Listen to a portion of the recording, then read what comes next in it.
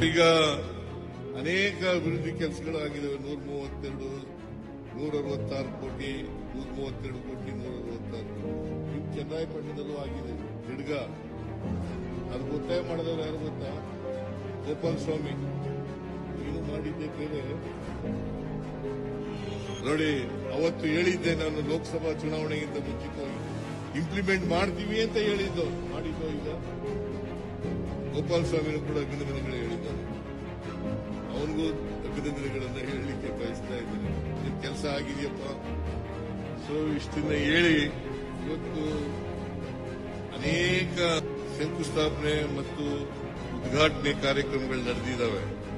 ಇನ್ನು ಮುಂದೆನೂ ಕೂಡ ಮಾಡ್ತೇವೆ ಅಂತಕ್ಕಂಥ ಹಾಸನ ಜಿಲ್ಲೆಗೆ ವಿಶೇಷವಾದಂತ ಗಮನ ಕೊಡುತ್ತೇವೆ ಅಂತಕ್ಕಂಥ ಮಾತುಗಳನ್ನ ಹೇಳಿ ನಿಮ್ಮೆಲ್ಲರಿಗೂ ಶುಭವಾಗಲಿ.